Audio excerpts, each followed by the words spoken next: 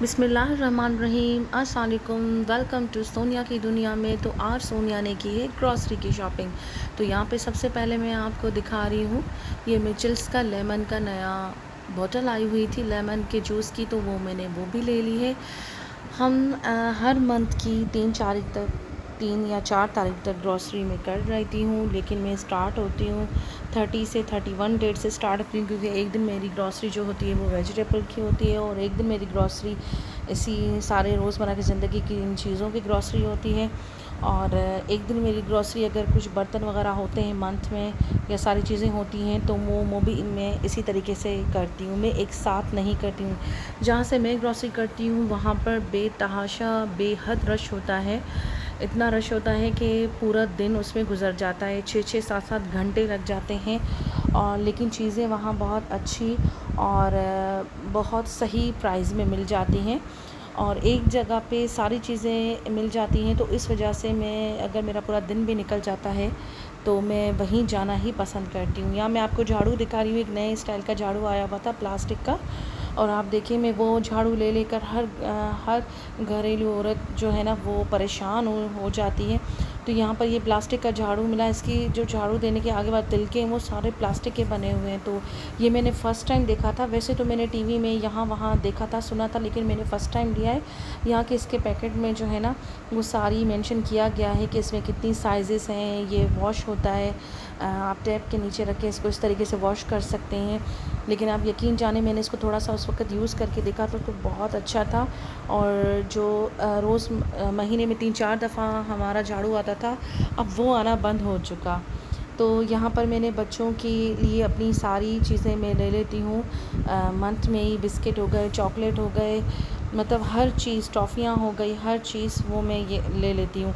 तो आप सोच रहे होंगे डाइनिंग टेबल पर इतना सारा सामान क्यों रख रही है, क्योंकि माशाल्लाह से मेरा डाइनिंग टेबल जो है मेरा ऑर्डर पर बना हुआ है।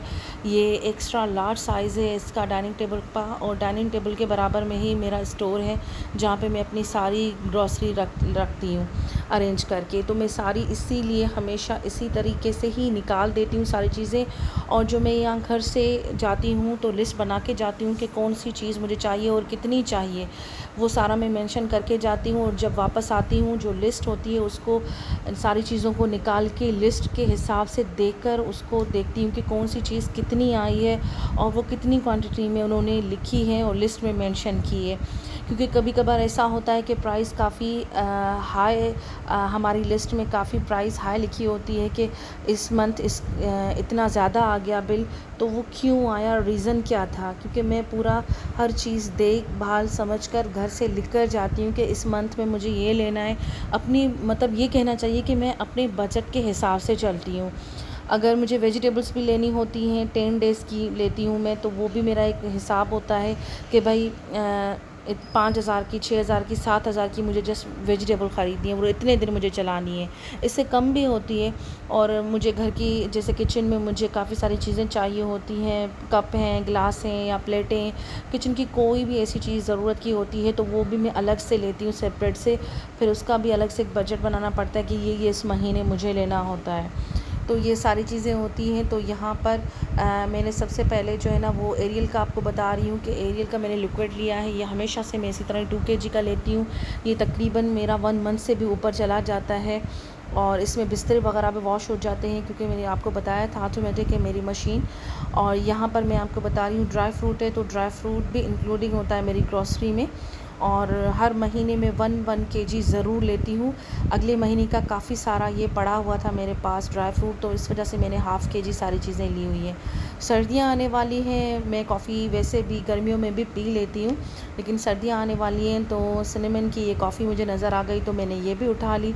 और आप हर चीज़ के ऊपर उनकी क्वांटिटी, उनका वेट और कि कौन सी चीज़ किस प्राइस में है ये मेंशन की होती है। तो हर चीज़ पे लिखा हुआ होता है कि मैंने कितने केजी या कितना पाव या कितने ग्राम मैंने उठाया है और कितना केजी है और उसकी प्राइस क्या हुई। तो ये सारा मेंशन किया हुआ है। इस दफ़ा मैंने ये 3-4 टिन लिए हैं ब्लूबेरी के, स्ट्रॉबेरी के।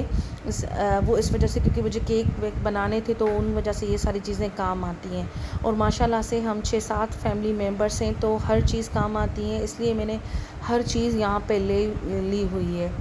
जूस से लेकर पाउडर फॉर्म मसाले हर चीज़ ली हुई है। यहाँ पे मैंने 2-3 बिरयानी के मसाले लिए, वो इमरजेंसी के लिए हैं, बाकी तो मैं अपने ही बना लेती हूँ।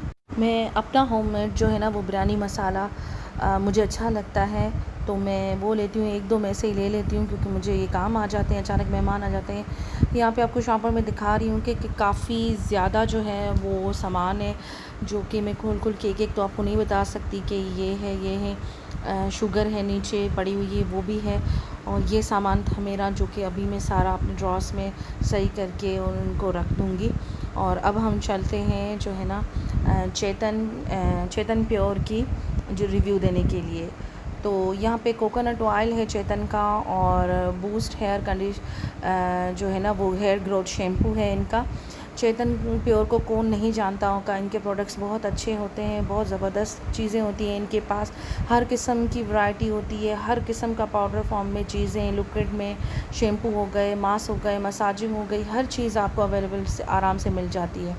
तो यहाँ पर ये जो है ना वो आप देख रहे हैं, इनकी प्लास्टिक की बोतल है, और ये अगर नीचे गिर जाए तो भी टूटती नहीं, और इसकी बैक साइड पे हाउ टू यूज़ लिखा हुआ है, इंग्रेडिएंट्स लिखे हुए हैं, इनके सारी चीज़ें मेंशन की हुई है, इनकी वेबसाइट, फेसबुक, इंस्टाग्राम का पेज, सारी चीज़ें मेंशन की हुई हैं, किस चीज़ का बना हुआ है, क्या क्या चीज़ें हैं, क्या क्या चीज़ों के ये फ्री है, और ये बिल्कुल ऑर्गेनिक है, 100% प्योर है, ऑर्गेनिक है।